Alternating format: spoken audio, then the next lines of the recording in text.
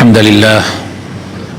نحمده ونستعينه ونستغفره ونستهديه ونعوذ بالله من شرور أنفسنا ومن سيئات أعمالنا. من يهده الله فلا مضل له ومن يضلل فلا هادي له، وأشهد أن لا إله إلا الله وحده لا شريك له، وأشهد أن محمدا عبده ورسوله. يا أيها الذين آمنوا اتقوا الله وقولوا قولا سديدا يصلح لكم أعمالكم ويغفر لكم ذنوبكم، ومن يطع الله ورسوله فقد فاز فوزا عظيما. أما بعد، فإن أصدق الكلام كتاب الله، وخير الهدي هدي محمد صلى الله عليه وسلم، وشر الأمور محدثاتها، وكل محدثة بدعة، وكل بدعة ضلالة، وكل ضلالة في النار. خۆشەویستەکان، پێغەمبەری خوا صلى الله عليه وسلم محمد المصطفى هەموو تەمەنی 63 ساڵ بوو. لە 40 ساڵان بوو بە پێغەمبەر، لە 63 وفاتی کرد. واتە ژیانی پێغەمبەرایەتی پێغەمبەری خۆشەویستمان صلى الله عليه وسلم 23 ساڵ بووە. لە ماوەی ئەم 23 ساڵەیە پێغەمبەری خوا صلى الله عليه وسلم بانگەوازەکەی ئەو پەیامەی کە خوای گەورە بە پێغەمبەری دا کە ڕای بگەیەنێ بە مرۆڤایەتی بە چەند قۆناغێکا تێپەڕی. 13 ساڵی پێغەمبەری خوا صلى الله عليه وسلم لە مەکەیە بوو، واتە مەرحەلەی مەکی، قۆناغی مەکە. ئەو قۆناغێک بوو بەڕاستی زۆر سەخت بوو لەسەر پێغەمبەر و یارانی پێغەمبەری خوا صلى الله عليه وسلم. زۆر ئەشکەنجە و ئازار و ناڕەحەتیان چەشت، چونکە گەورە پیاوانی مەکە، ئەوانەی کە ڕئیس عەشرەت بوون، ئەوانەی کە دەوڵەمەند بوون، ئەوانەی کە کاریان بەدەست بوو لە مەکەیە، ڕازی نەبوون بە پەیامەکەی خوای پەروەردگار، چونکە لەگەڵ مەسلەحەت و بەرژەوەندی ئەوانە نەئەگونجا بە عەقڵی خۆیان. ئەگینا پەیامی خوا لە بەرژەوەندی و مەسلەحەتی هەموو کەسێکایە، بەڵام ئەوان واتی ئەگەشتن ئەم پەیامە دژی مەسلەحەت و بەرژەوەندیەکانی ئەوانە، بۆیە تا بتوانن دژایەتی پێغەمبەریانە کرد صلى الله عليه وسلم. کار گەیشتە ئەوەی کەوا بڕیاریاندا دوای ئەوەی کە دەستیان کرد بە لێدان و ئەشکەنجە و ئازاردانی یارانی پێغەمبەری خوا صلى الله عليه وسلم، تەنانەت خودی پێغەمبەری خوا، و دەستیان کردە کوشتنیشیان، بڕیاری کۆتاییان گەشتە ئەوەی کە پێغەمبەری خوا خۆشی بکوژن. بۆیە خوای پەروەردگار فەرزی کرد لەسەر مسلمانان و لەسەر پێغەمبەری خۆشەویستیشمان صلى الله عليه وسلم کەوا کۆچ بکەن لە مەکە دەرچن. ئەوە بوو خوای گەورە ئیزنی وا بوو کە پێغەمبەری خوا صلى الله عليه وسلم و یارانی کۆچ بکەن بۆ مەدینە. لە 13ەم ساڵی پێغەمبەرایەتی پێغەمبەری خوا صلى الله عليه وسلم پێغەمبەر و یارانی کۆچیان کرد بۆ مەدینە. 10 ساڵ پێغەمبەری خوا صلى الله عليه وسلم لە مەدینە مایەوە. ئەو ماوەیەی کە پاش کۆچی، پاش هیجرەتی پێغەمبەری خوا صلى الله عليه وسلم لە مەکەوە بۆ مەدینە ناونرا بە مەرحەلەی یا قۆناغی مەدەنی، یعنی قۆناغی مەدینە. ئەو قۆناغەی کە جیاواز بوو لە قۆناغەکەی پێشووتر. ئەم قۆناغە پێغەمبەری خوا صلى الله عليه وسلم یارانی بوون بە خاوەنی دەوڵەت، بوون بە ئازاد بوون، بڕیار کەوتە دەستی خۆیان لە جیاتی ئەوەی کەوا ئەشکەنجە و ئازار بدرێن نەخێر، بەڵکو بە ئەو پەڕی ئازادیەوە مزگەوتیان دروستە کرد، دینداریەتیان نەکرد، تەنانەت دوژمنەکانشیان لیان ئەترسان، و ئیسلام بوو بە خاوەنی قووەت و هێز و دەوڵەت. بۆیە ئەو هیجرەتە، ئەو کۆچکردنە بە وەرچەرخانێک ئەژمێررێ لە مێژووی ئیسلامە و لە مێژووی مرۆڤایەتیە. بەڕاستی هەموو شتەکان گۆڕا، هەموو شتەکان گۆڕا. هیجرەت زۆر زۆر گرنگە. لە ماوەی دوای ئەوەی کە پێغەمبەری خوا صلى الله عليه وسلم کۆچی کرد بۆ مەدینە، واتە لە 13ەم ساڵی پێغەمبەرایەتی پێغەمبەری خوایە صلى الله عليه وسلم، حتا وەکو فەتحی مەکە کە لە ساڵی 8 کۆچی ڕوویدا، یعنی کە مسلمانان گەڕانەوە مەکە ئازاد کرا لەو بتانە، لەو تاغوت و ملهوڕانە، خوای گەورە مەکە و ماڵەکەی خۆی ئازاد کرد سەردەستی پێغەمبەر و یارانی ئەو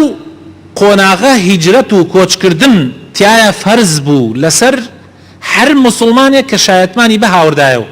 بۆیەتە ئیسلام ئەبێ کۆچی بکردایە بۆ مەدینە بۆ لای پێغەمبەری خوا صلی الله علیه وسلم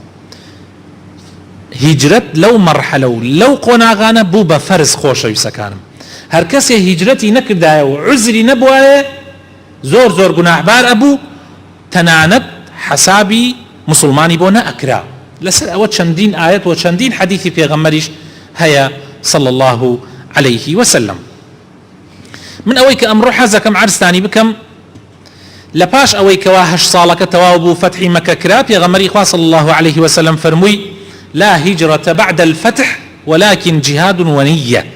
فەرمووی لە ئەمڕۆ بەدواوە ئیتر هیجرەت نەما هەر کەسێ مسلمان ئەبێ لە وڵاتی خۆیان ئەمێنێتەوە و هەوڵ ئەدا ئیسلام بڵاوەکاتەوە ناو خەڵکە یعنی لە دوای ئەوەی کە فەتحی مەکە کرا هیجرەت لە فەرەزیەت کەوت بە نەسی فەرمایشتی پێغەمبەری خوا صلی الله عليه وسلم من لێرە حەزەکەم ئەمڕۆ شتێکتان عەرزکەم طبعا کە هیجرەت لەو ماوەی 8 ساڵە فەرز بوو ئەجر و پاداشتەکەشی زۆر زۆر گەورە بوو زۆر زۆر گەورە بوو حەزەکەم حەدیثێکتان عەرز بکەم کە بۆ ئێمەی مسلمان ئەمڕۆ زۆر گرنگە ئەویش حەدیثێکە کە ئیمامی مسلم بۆمانی ئەگەڕێتەوە هەروەها ئیمامی ئیبن ماجە لە معقەلی کوڕی یەسارەوە سەحابەی پێغەمبەری خوا صلی الله عليه وسلم أفرمي پیغمبری خوا صلى الله عليه وسلم العبادة في الهرج كهجرة إلي پیغمبری خوا صلى الله عليه وسلم أفرمي عبادت کردن پرستنی خوا لکاتی هرجا وەک ئەوە وایە هیجرەت بکەی بۆ لای من هیجرەت کردن چەند فەرز بووە چەند گەورە بووە لە کاتی خۆیان هەر کەسێ لە کاتی هەرجا هەر کەسێ لە کاتی هەرجا عیبادەت بکە پەرستشی خوا بکە وەک ئەوە وایە کۆچی کردبێ بۆ لای پێغەمبەری خوا صلی الله عليه وسلم هەرج چییە وعبادتي الشيء أم دوما بستا من حزكم أمرو عرستاني بكم طبعا أو حديثك يسعر زم كردن بالروايات ترهاتوا إمام أحمد الطبراني أي جرنوا هر لمعقلي كر يسار وأفرمي العمل في الهرج كهجرة إلي واتا كار كردن لكاتي هرجة وكوا هجرة بكي بولاي من وللروايات إمام أحمد وإمام الطبراني شال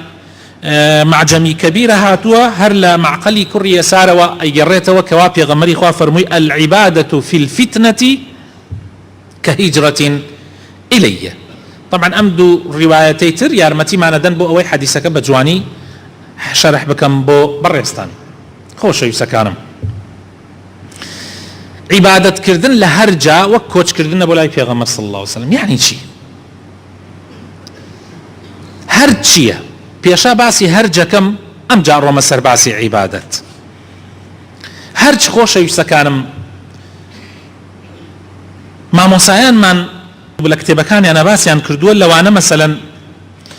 ئەفەرمن هەرج لە زمانی عەرەبیە لە لوغەی عەرەبیە یعنی الفتنة والاختلاط والتباس الأمور ببعضها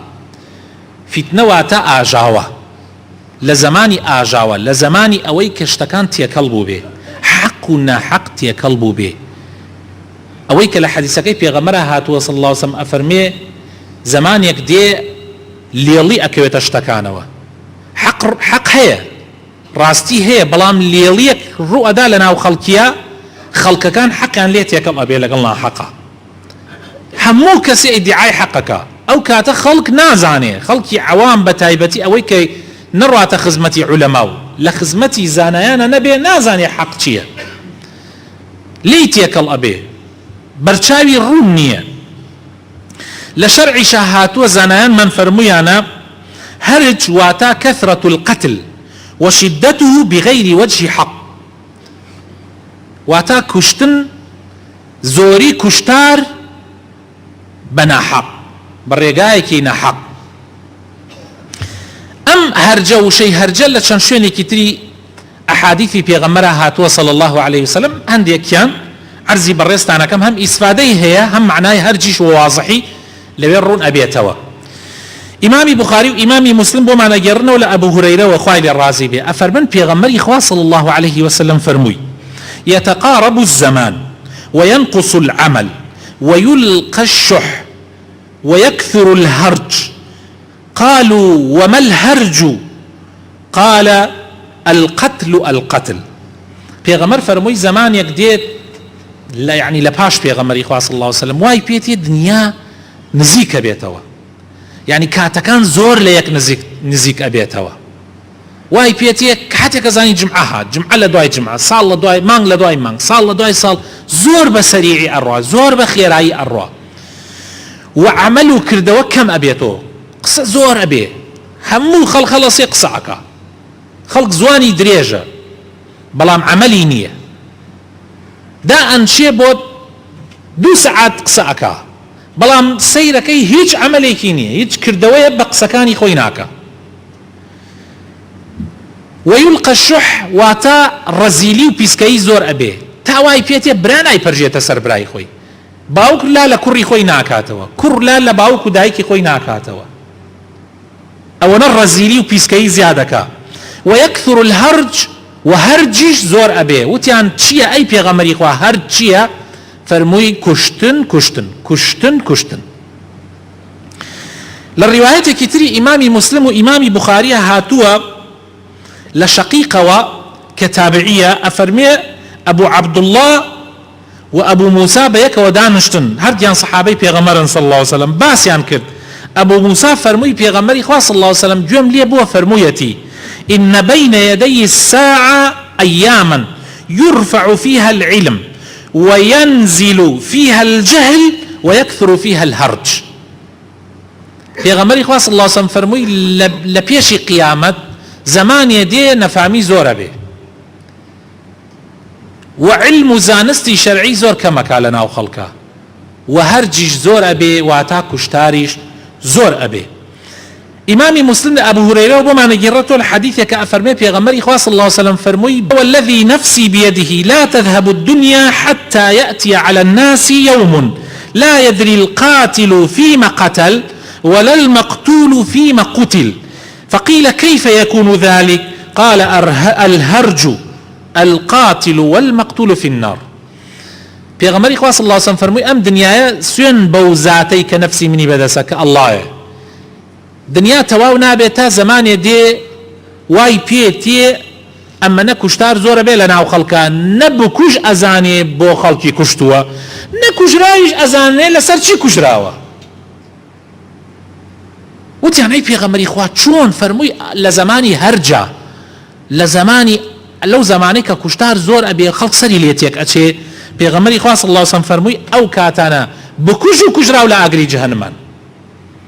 يعني ئەو کەسەی دەستی بچێتە خوێنی خەڵک لەو زەمانە هەر لە ئاگرایە ئەوەشی کە ئەکوژرێ کە بەشدارە لەو شەڕانە، بەڵام ئەڕوا لە جاتیەوەی خەڵک بکوژی ئەی کوژن، پێش ئەوەی خەڵک بکوژی ئەی کوژن، نەک ئەو کەسەی کە لە ماڵە دانیشتۆ و تۆپێکە داتەبان ماڵەکەیە، یان ئەو کەسە دانیشتەوە تێن لە ناحەق ئەی کوژن، ئەوە نا. ئەمە ئەو کەسانن کە بەشداری ئەو جەنگانە ئەکەن بێ ئەوەی بزانن بۆچی بەشداری ئەکەن، هیچ هۆکارێکی شەرعیان بەدەستەوە نییە بەشداری ئەکەن، ئەڕۆن کەس ناکوژن بەس ئەکوژرێن، ئەوانش لە ئاگری جەهەنەمان. نەجات و ڕزگاری لەو ڕۆژانە چۆنە؟ يعني ئینسان چۆن نەجاتیە بێ، چۆن ڕزگاریە بێ؟ طبعا خۆشەویستەکانم ڕزگار و نەجات بوون لە عیبادەتی خوایە، وەکو پێغەمبەری خوا صلی الله عليه وسلم لە ئەوڵەوە فەرمووی العبادة في الهرج كهجرة إليه. عبادتي خوا چۆنە؟ خۆشەویستەکانم طبعا عبادتي خوا فەرزە لە کاتی فیتنە و لە کاتی غەیری فیتنە. خوای تعالی یەبەی بۆ عیبادەت دروست کردووە لە سوورەتی ذاریات ئاەتی 56 ئەفەرمێ وما خلقت الجن والإنس إلا ليعبدون، يعني خوای گەورە ئێمە و جنۆکەشی بۆ عیبادەت دروست کردووە، بەس عیبادەت خۆشەویستەکانم لە کاتی فیتنەیە، لە کاتی ئاژاوەیە، لە کاتی کوشتارە، لە کاتی ئەوەیە کە ئەحزاب زۆر ببێ، لە کاتی ئەوەیە کە خەڵک سەری لێتێک بچێ، لە کاتی ئەوەیە کە بکوژ و کوژراو نازانن بۆچی ئەکوژرێن، نازانن بۆچی خەڵک ئەکوژن، ئەلەو زەمانە خۆشەویستەکانم عیبادەت زیاتر فەرزە، زیاتر پێویستە بۆ ئەوەی ڕزگارت ببێ. خوای تعالی لە قورئانی پیرۆزە وعدەدا بە مسلمانان وعد دا لسورة نور آياتي 55 أفرمي وعد الله الذين آمنوا منكم وعملوا الصالحات ليستخلفنهم في الأرض كما استخلف الذين من قبلهم وليمكنن لهم دينهم الذي ارتضى لهم وليبدلنهم من بعد خوفهم أمنا يعبدونني لا يشركون بي شيئا ومن كفر بعد ذلك فأولئك هم الفاسقون. خوا وعدي داوە بە ئیمانداران بەو کەسانەی کە عەمەلی ساڵحەکەن بەو کەسانەی کە ڕوویان لە خوایە و وازیان لە هەموو شتێک هێناوە ئیلا ڕەزامەندی خوا نەبێ لەبەر خاتری نەفس و ئارەزوەکانی خۆیان شت ناکەن بەڵکو لەبەر خاتری خوا هەڵەسن لەبەر خاتری خوا دائەنشن ئەو جۆرە کەسانە خوا وعدی داوە سەرزەوی ئەداتە ئەوان ئەیان کا بە خەلیفەی سەرزەوی وەکو چۆن پێشینانی ئەوانی کرد بە خەلیفەی سەرزەوی و دینەکەیان پایەدار ئەکا ئەو دینەی کە خوا پێی ڕازی بووە و لە دوای ترسانیەک خوای تەعالا ترسەکەیان بۆ ئەگۆڕێ بە ئەمن و ئاسایش و خۆشی بەڵام بەو مەرجە عیبادەتی خوا بکەن شەریک بۆ خوا قەرار نەدەن جا هەر کەسێک لەو عیبادەتە لادا و کفر بکە ئیتر ئەوانە فاسقن بەڕاستی. لآياتي ترى لسورة أنبياء حرب همان شيء وخواي تعالى لزبور داود نوسيتي ولقد كتبنا في الزبور أفرمي خواي تعالى من بعد الذكر أن الأرض يرثها عبادي الصالحون أن زوية خواي تعالى أيداب بياو تشاكان لكوتايا إخاتا دسي تشاكان أجر تشاكان نما أو كاتا خلق لسري أيوة الشر عن وكو تشون قرق سركنا لاكا وكو تشون دوور لە ڕووی جەنابتان سەگ ڕووەکەن سەرەکەنە لاکا و ئەوێتە شەڕیان و هەر یەکێک بەشخۆی ئەوە ئەگەر پیاو چاکان نەمێنێت وەک لاکێ فڕێدا ئەوێتە شەڕ لەسەری بەس ئەگەر پیاو چاکان هەبێ خوای تەعالا لەوانێ سێنێت و ئیداد دەستی پیاو چاکانەوە ئەمە وعدی خوایە لە قورئانە خوای تەعالا وعدی داوە کەوابوو بە عیبادەت ڕزگارمانە بێ بەڵام عیبادەت یعنی چی؟ عیبادەت شيخ الإسلام ابن تيمية أفرمي العبادة اسم جامع لكل ما يحبه الله ويرضاه من الأقوال والأعمال الظاهرة والباطنة يعني الباطنة والظاهرة لكتاب عبودية شيخ الإسلام ابن تيمية أفرمي عبادة ناوكي كويا ناوك بوشي بوهمو أوي خوابي خوشة لكردوكان لقفتاركان هر کردوەیەک هەر گفتارێک کە خوا پێی خۆش بێ ئەوە عیبادەتە ئیتر ئاشکرا بێ و نهێنیش بێ ئیتر مەسەلەن بۆ نمونە نهێنی چۆنە نهێنی ئەوەیە کە هەنێ شتێ پەیوەندی بە بەینی خۆت و خواوە هەیە لە ناو دڵایە هەر عیبادەتە یعنی کابرا کە دانیشتێ بۆ خۆی زکرەکە بەینی خۆی و خوای بیر لە گەورەی خوا کاتەوە نیەتی وایە کارێکی چاکە بکە نیەتی وایە دوورکەوێتۆ لە خراپە تەوبە لە بەینی خۆی و خوا لە ناو دڵۆ ئەکە ئەمە عیبادەتە کردەوەی ظاهری چییە ئەوەیە مەسەلەن تۆ نوێژ بکەی ڕۆژوو بگری زەکات بدەی ئەخلاقت جوان بێ یارمەتی خەڵک بدەی سڵەی ڕەحم بەجێ بێنی بەدەمی خەڵکەوە بی یارمەتی زەعیف و لێ قەوماوەکان بدەی ئەمەشە کردەوەی ظاهرە هەموو ئەمانەی کە خوا پێی خۆشە ئەبێ بە عیبادەت خۆشەویستەکان هەرچی کردەوەی خوا پێی خۆش بێ عیبادەتە هەرچی کردەوەیکیش خوا پێی ناخۆش بێ پێچەوانەی عیبادەتە لە سورەتی نەحل ئاەتی 97 أفرمي من عمل خوي تعالى أفرمي من عمل صالحا من ذكر أو أنثى وهو مؤمن فلنحيينه حياة طيبة ولنجزينهم أجرهم بأحسن ما كانوا يعملون ليه خوي تعالى عملي صالح لجنو لبياو بيكا وجن بيكا عملي صالح لكاتك كأوكس إيمان دار به أنجامي بدأ خوای تعالی لی قبول یکا و خوشترین ژیان و بەختەوەرترین ژیان بە نصیبی ئەو کەسە ئەکا ئەمە لە دنیا و لە قیامەتیشە پاداشتی گەورە و چاکەی بۆ ئەیان ئامادە کردووە خوای تعالی بەهۆی ئەو کردەوە چاکانەوە کەوابوو هەر کردەوەیەک ژن بیکایان پیاو بیکە هەر گفتارێک ژن بیڵێیان پیاو بیڵێ ئەگەر چاک بێ و خوا پێی خۆش بێ عیبادەتە لحديث هاتوا پیغمبری خوا صلی الله علیه وسلم فرمی ایمان هفتاو چند بشیکه یان شستو چند بشیکه برزکیان وتنی لا اله الا الله نزمکشیان لادانی آزارێکە لە ڕێی مسلمانان و شەرمکردن تەنانەت شەرمکردن کە شتێک کە پەیوەندی بە دڵی ئینسانەوەیە بەشێکە لە عیبادەت. هەر شەرمکردن خۆی بۆ خۆی بەشێکە لە عیبادەت. لە حەدیثی ترە هاتووە پێغەمبەری خوا صلی الله علیه و سلم فەرمێ پێکەنین و زەردەخەنەی تۆ بەدەمی برایەکی ئیماندارتەوە خۆی بۆ خۆی سەدەقە و خێرە. لە حەدیثە هاتووە ڕۆژێکیان ئەصحابەکان لەگەڵ پێغەمبەری خوایە بوون صلی الله علیه و سلم، چاویان بە گەنجێ کەوت زۆر بەتوانا و خاوەن بازوو عەزەڵات، زۆر گورج و گۆڵ بوو. ئەم گەنجەیان بینی هەندێک لە ئەصحابەکان وتیان چەند گرنگە ئینسان ئەم گەنجێتی خۆیان لە پێناوی خۆیان سەرفکە، یعنی بۆ غەزا بچێت و لە جەنگا بەرامبەر بە کافرەکان سەرفیکە، یعنی لە پێناوی خۆ ئەوان وا تێگەیشتن بەس ئەوەیە کە لە پێناوی خۆیان شەڕەشمشێر بکەیت بۆ ئەو زەمانە غەزا بکەیت، ئەوان وا تێگەیشتن. جا پێغەمبەری خوا صلی الله علیه و سلم دەرسێکی جوانی بە ئەصحابەکان دایەوە لەوێ فەرمووی ئەگەر ئەو کابرایە لە ماڵ دەرچوو بێ بۆ ئەوەی نان پەیاکە بۆ مناڵە بچووکەکانی ئەوەش فی سەبیل اللهە، فەرقی نییە، ئەوش لە پێناوی خوایە. ئەگەر ئەو کەسە لە ماڵ دەرچوو بێ بۆ ئەوەی نان پەیاکە بۆ دایک و باوکی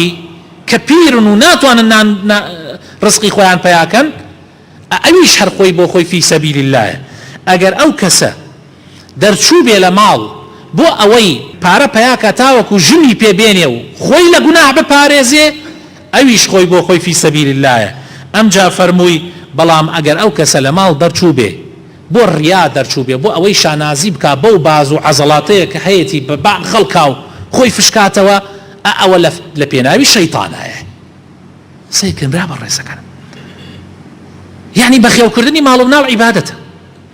یارمەتیدانی دایک و باوک عیبادەتە، ژنهێنان خۆی بۆ خۆی عیبادەتە.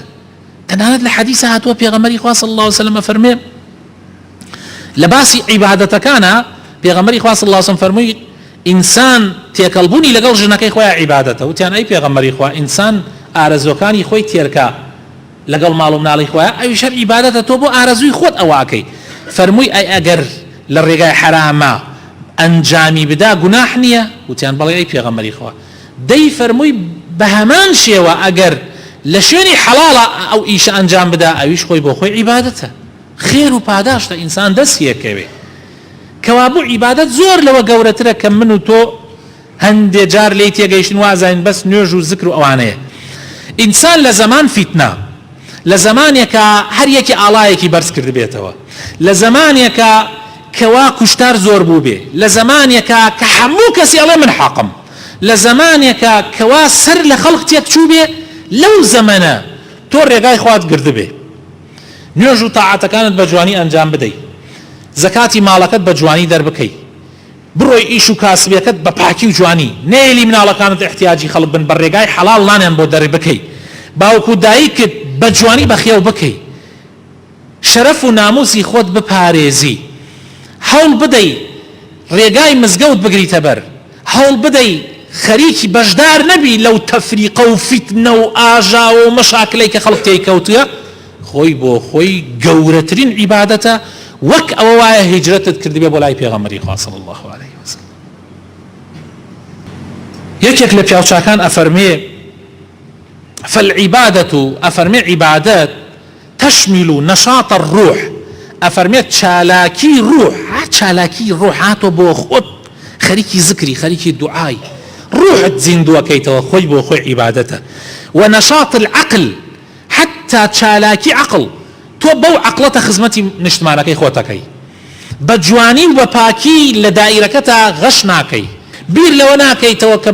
ئەم بدەی بەسەر ئەوە، بە جوانی ئیشەکەت ئەنجام مەدەی، مامۆسای بە جوانی ئەنجامێدەی، هەموو کارێ هەموو پیشەیەکت کە هەیە بە ڕێکوپێکی و پێی توانای خۆت ئەنجامێدەی. تەنانەت دوکانێکت هەیە، تەنانەت ژن کە لە ماڵەوە خزمەتی ماڵ و مناڵ و پەروەردەی مناڵەکانی خۆی ئەکا و مێردەکەی ڕازیەکە، ئەمانە هەمووی عیبادەتە. وەنەشاط الجەسەدی كله، هەموو چالاکیەکان کە بەدەم بەلاشە بەدەست بە پێ ئەنجامێدەی مادام ڕێگای خوایە، مادام بەو شێوازەیە کە لە قورئان و سنەتی پێغەمبەرە هاتووە، خۆی بۆ خۆی عیبادەتە. هەروەها گرتنەوەی دەم، مێش، ڕوح، جەستە، هەموو کردەوەکان کە دژی قورئان و سنەتە، کە خوا و پێغەمبەری خوا صلی الله علیه وسلم قەدەغیان لێ کردو، ئەگەر تۆ خۆتی لێ بگریتەوە خۆی بۆ خۆی عیبادەت.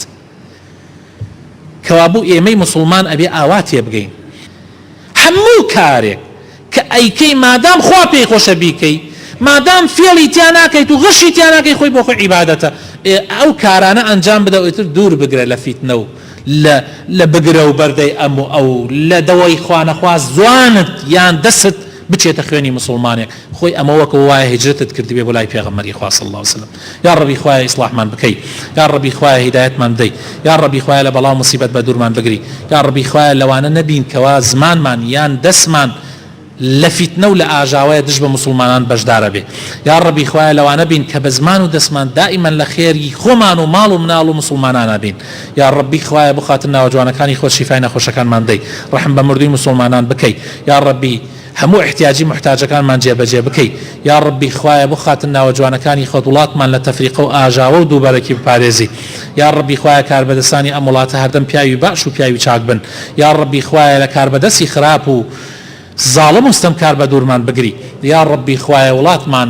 پڕ لە خۆشی پڕ لە شادی بکە ئەمن و ئاسایشی تیا بەرقرار بکە خوایە خۆشی و هەرزانی تیا بەرقرار بکە یا ڕەبی خوایە وڵاتمان لە ستەمکاران بپارێزە لە هەر کەسێ تەماحی ئەم وڵاتەمانی کردووە ئەیەوێ بەرەو خراپە بیبە خوایە بمان پارێزە ئامین ئامین